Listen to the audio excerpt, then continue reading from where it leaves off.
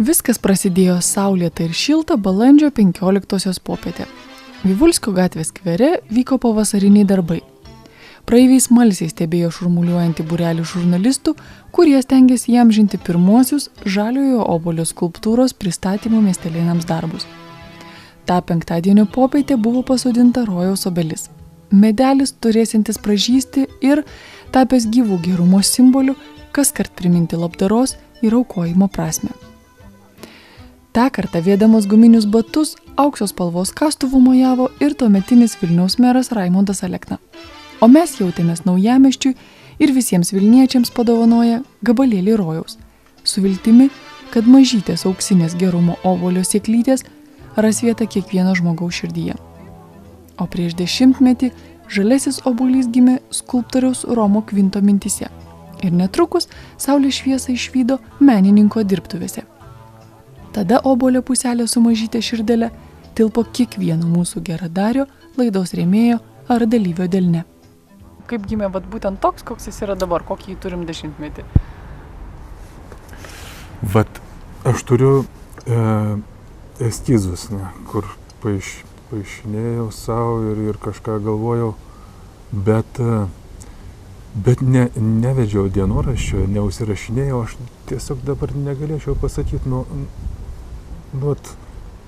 iš kur tas buvo, tas impulsas, kas čia, kodėl. Ir išeina tiesiog kažkas, ar ne, ir atsiranda ir gimsta ta kažkokia mintis. Taip. Nežinau iš kur. Kai galvojau, kaip parodyti šitą dovaną, tai pusė obuolio, puselė ir su širdelė. Tai labai gražu man tai pasirodė. Tai vis dėlto tokia simbolinė reikšmė ir aišku, žmonėm gal ta buitis užsimiršta, bet, pavyzdžiui, pamatę šitą, kyla kažkokie prisiminimai ir, aišku, yra geri. Bet obuolį aš dabar, pamenu, sakysim, prieš 10 metų. Ir vadinasi, jeigu laida tęsiasi 10 metų, tai parodė, kad iš tiesų reikalinga ir šiemet nusprendėm trinktelėti taip jau. Jau galingą obuolį. Taip. Aš norėjau dar didesnį, kaip sakyt, kokių 3 metrų skersmens, bet galbūt ir gerai, kad šitą pakoregavo mano tą visą mintį ir viskas yra taip, kaip yra. Pati idėja čia yra svarbesnė už tą, kaip sakyti, tą formą. Forma, aišku, svarbi, bet idėja pagerbti žmonės, kurie tiek aukojo ir tiek daug metų nuoširdžiai rėmė. Tai čia labai gražu. Ta paskutinio gegužės trečiadienio popietė, kai visi miestelėnai ir ceremonijos svečiai apsiginklavę skėčiais rinkosi į skulptūros atidarymą, dangus maišėsi su žeme. Lijo, krito kruša, plykstelėdavo saulės blyksniai ir vėl viskas iš pradžių. Bet turbūt saugomi aukštesnių jėgų, buvome apdovanoti keliomis akimirkomis giedro dangaus, kurių ir užteko tam, kad spėtume atidengti skulptūrą. Ir grojant puikiam orkestrui su tam renginiui prisaikdintais naujaisiais dirigentais, ceremoniją visgi pavyko pradėti. Žinot, tiek visko per šitas dienas atsitiko, vieni susirgo, kurie turėjo atidaryti skulptūrą, kiti atsigulė į ligoninę, kurie turėjo ją perimti. Bet kai šiandien prieš pat atidarymą iškrito kruša, tai kaip mano bičiulė ir kolegė Ramunė Sakalauskaitė pasakė, monsinjoras Vasiliauskas matyt mums pasiuntė obuolių iš dangaus, kad būtume visiškai ramus, jog tikrai turėsim puikią, gražią galimybę atidaryti saulėtu oru šitą skulptūrą.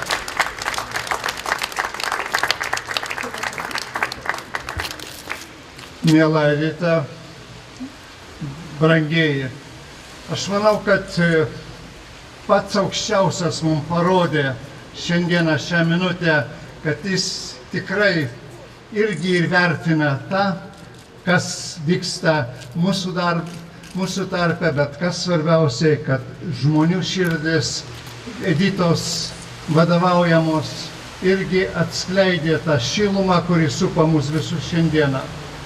Jeigu 20 amžius, atnešė daug nelaimių, bet aš sakyčiau, 20 amžius atskleidė ir mūsų žmonių gerumą. Atsiliepti ten, kur nelaimės, kur vargas spaudžia, kur kiekvieno iš mūsų pareiga yra parodyti tikrai savoji aš. Ir aš manau, kad Bėdų turgus yra kaip tik yra ta galimybė parodyti pačiam savo tautai ir galbūt net už savo tautos ribų, ant kiek vis tik tai žmogus yra jautrus, ant kiek žmogus yra solidarus, kada mato ten, kur yra nelaimė, vargas, bėda ir reikalinga artimo širdis ir ranka, jis yra šalia jo. Ir Editos vedama programa, vedama jos už rankos paimta visa Lietuva, atsiliepė į tą šauksmą ir aš šiandieną su džiaugsmu esu čia, dėkodamas visų jūsų akivaizdoje, dėkodamas jums visiems, kurie tikrai atsišaukėt. Ir aš žinau, kad tas darbas, kuris pradėtas ir galbūt prieš 10 metų net neįsivaizduojamas, kad tas gali atsitikti Lietuvoje, šiandieną jau yra pasklydęs po visą Lietuvą.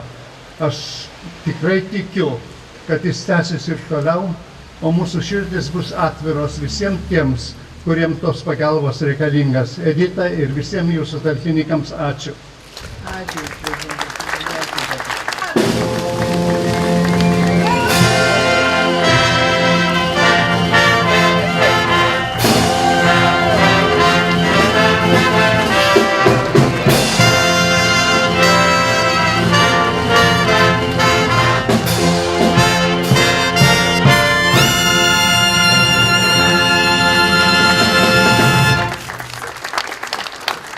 Jūsų ekscelencija, prezidentė, miela Edita, jei čia šiandien galėtų būti monsinjoras, jis čia ir yra. Mūsų tarpe tikrai yra monsinjoras, kuris ne vien tik tai pašventindamas, ne vien tik tai apeigomis ar prisilietimu, bet pašventina ir žodis. Ir šiandien aš važiuodamas į šį paminklo atidengimą, galvojau, ką šita vieta bylos mums visiems. Manau, kad šita vieta yra pirmiausia tiesos vieta. Čia praeinantis miestelėnas matys tiesą, kurie atsidengia labai nuostabiais potėpiais. Tiesa, kuri bylos apie reikalingumą pagalbos. Šita vieta visada kalbės einančiam, kad yra šalia tavęs, kuriam reikia pagalbos. Šita vieta tampa dėkingumo vieta. Nes iškalti vardai yra šiandieną dėkojantis už padalintą savo žmogiškumą. Šita vieta yra sąžinės susitikimo su žmogumi vieta. Nes eidamas miestelėnas, skaitydamas čia įrašytą vardą ir pavardę, savęs paklaus, o aš ką šiandieną gero padariau. Šita vieta yra bendrystės vieta. Nes čia yra galimybė atlaužti savo žmogiškumo duonos ir ją pasidalinti su šalia esančiu žmogumi. O galiausiai šita vieta yra vilties ir meilės būdinčios viltyje vieta. Nes Edita, jūsų laida yra jau seniai išėjusi iš visų laidų formatų. Jūsų laida jau seniai yra tapusi tautos meilės būdinčios viltyje reiškiniu. Aš nuoširdžiausiai linkiu, kad šitam nuostabi Vilniaus miesto skvero vieta, šis atidengtas obuolys, pusė obuolio kaip galimybė kitam ištraukti iš savo širdies, iš savo kišenės, iš savo minčių, jausmų, sielos, antrą to obuolio puselę padovanoti nepažįstamajam, kad ten, kur susitinka vertybės ir sielos, puselė prie puselės švęstų pilnatvę. Tegul šita vieta būna žmogiškumo pilnatvės vieta. Ačiū labai.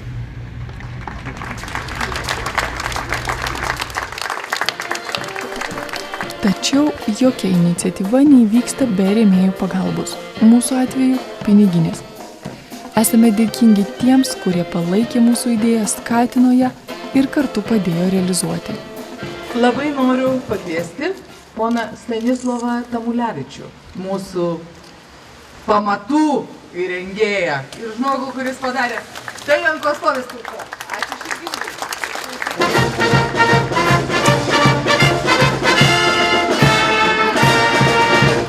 Jums svarbus kažkuo šitas naujiena? Svarbus tuo, kad paminklas stovi ant mūsų įrengtų pamatų. Tai darėme ir geologinius tyrinėjimus ir stengiamės labai nenutraukti visų kabelių, visų komunikacijų, nepažeisti, kurios yra apačioj. Taip, kad ant mūsų darbo, vadinkim, stovi visas paminklas. Tai ačiū Jums širdingai. Ačiū Jums, kad galėjau prisidėti. Akciniai bendroviai Lietuvos geležinkeliai. Ponas Stanislovas Dailydka buvo iš tikrųjų ne tik šito projekto globėjas, jisai per langą susirūpinę stebėjo, kad dar vakar jos nebuvo ir jau ponas Zabarauskas sakė, mergaitės, galvokit, ką išdirbinėjat, skulptūra dar nestovi. Taip, ponas Stanislovas?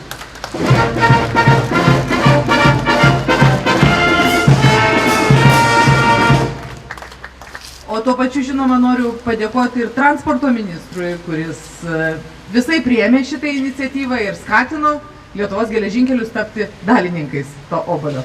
Na ir paskutinysis tikrai rimtas mūsų rėmėjas, tai ponas Bronislovas Lubys arba koncernas Achemos grupė. Taip pat nuoširdžiai dėkojame įmonei Vileka bei Audriui Špakauskui ir mūsų ištikimam jau keletą metų dosniai remiančiam ne tik laidos dalyvius, bet ir kitus visuomeniai svarbius projektus, ženkliai prisidėjusiam ir prie žaliojo obuolio skulptūros Antanui Guogai.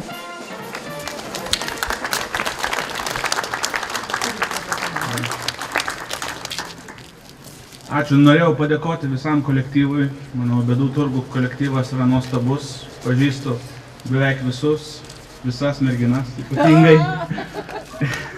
ir daro nuostabų darbą. Ir man atrodo, duoda įkvėpimą. Ir man duoda gerą įkvėpimą. Ir šitas obuolys yra geras. Čia žmogus gali ateiti ir pajusti, kad vienas kitam mes galim padėti.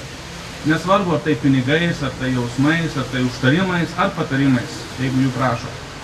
Bet šita vieta yra įkvėpimas gero Lietuvai. Tai man didelė garbė prisidėti ir visiems dėkingas, kurie bet kada kažkam padeda. Ačiū labai visiems.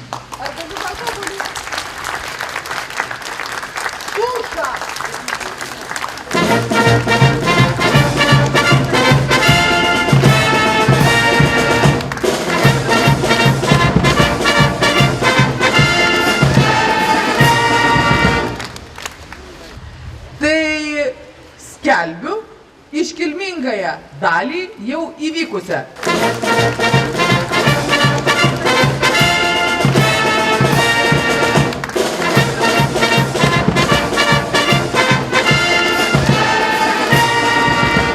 Tai kelintą obuolį turi? Bėgam. Trečias obuolys, man atrodo. Labai smagu. Man atrodo trečias. Kuris tau svarbesnis, Antanai? Ne vienas, man visi taip pat svarbus. Man svarbu jūs, kad kolektyvas jūsų, kurios dirbat ir aukojatės ir tiek jėgų įdedat ir visi žmonės. Ar tau smagu gauti tos obuolius? Man didelio skirtumo nėra tie obuoliai, man atrodo. Tai darai, ką gali ir bet kokiu atveju daryčiau, bet tų obuolių, kiek galiu, padedu. Man atrodo, kad tai yra, nėra tos premijos, aš trofėjų nerenku, malonu gauti, nelaukiu ar nesididžiuoju. Dangus vis niaukstėsi tarsi grūmodamas, o mes skubėjome dalintis kvapniu obuolių pyragu.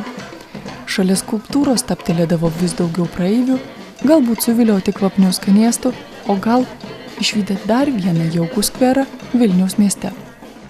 Mes gal nepratę, tiesiog dabar žmonės važinėja po pasaulį, daugiau pamato ir mato, pavyzdžiui, kad ir ne tik Europos miestuose skulptūra turi kažkokią savitą tą funkciją mieste ir taip pat, jeigu nebūtų reikalinga ir nebūtų pasiteisinę, tai tų skulptūrų ir nebūtų tiek. Dabar paėmus bet kokią kultūringą šalį arba, ta prasme, su giliom kultūriniam tradicijom, kokia nors Graikija, Italija, kur vat, pavyzdžiui, man ten skulptūros patinka ir aš žaviuosi šitom skulptūrom ir galvoju, ten vat, miestai pilni, sakytume, kad per daug jų gal vienoje vietoje, bet vadinasi ne per daug. Mums trūksta ir kiekviena atsirandanti nauja skulptūra, pavyzdžiui, užtat kelia tiek daug kalbų ir kodėl, kaip čia atsirado ir kam ir nereiktų dėl to sukt galvą, atsirado ir gerai ir paplot rankom viskas tvarkoja. Gerai, kad atsiranda žmonių, kurie, kaip sakyti, užsiima šitom ir ta prasme užsiima ne tai, kad kaip aš kalbu, bet tokie, kurie kurie, kaip sakyti, inicijuoja ir visą tą organizaciją, kur yra, taip atrodo, gan paprasta, bet kai pradedi nuo idėjos įgyvendinimo iki pastatymo, be galo sudėtinga ir užtrunka laiko. Ir sakau, reiktų tik tai džiaugtis, kad yra žmonių, kurie daro šitą darbą. Kuo daugiau Vilniaus skulptūrų bus, to geriau, tegu būna. Ir įvairių. Kūrė miesto veidą. Žinoma. Aš galvoju, kad jeigu vieną sutvarkėm kampą Vilniaus ir nuo to gražiau visiems čia pravažiuojant bus, tai aš manau, kad labai gerai. Rojaus obelaitę pasodiname lygiai prieš pusmetį. Šiandien ji jau su obuoliukais, kurių viduje tikime tos mažytės stebuklingos sėkliukės, apie kurias tada pavasarį kalbėjo žaliojo obuolio skulptūros atidarymo svečiai. Paminklas Vilniaus ir jo krašto labdariams. Obuolio puselė su širdele, simbolizuojanti aukos ir paramos prasmę bei reikalingumą. O kažkam, galbūt, tiesiog skveras prie obuolio, kuriame galima išgirsti pasaką apie ąžuolą, ant kurio auga obuoliai. Kartą buvo ąžuolas, kuris turėjo labai daug obuolių. Rudenį jie nukrito, viskas nukrito ir medis buvo su šakom, be lapų, be nieko. Ir vienintelis obuolys likęs buvo. Visi jo prašė, maldavo, kad nukristų jisai. Bet jisai sakydavo, kad aš bijau, dar užsimušiu, supūsiu. Nu ir jisai taip ir liko. Atėjo žiema ir jisai nusprendė nukristi. Nu ir siuvavosi, nepavyko pirmą kartą. Antrą kartą užsisiuvavo, nepavyko. Trečią kartą taip užsisiuvavo, kad nukrito. O po to atėjo mergaitė, pamatė, kad nesupuvęs, nesusidaužęs, švarus, raudonas obuoliukas. Ir paėmė jį ir suvalgė. O obuolys, nors ir jau miręs, jis apsidžiaugė, kad nukrito. Viskas.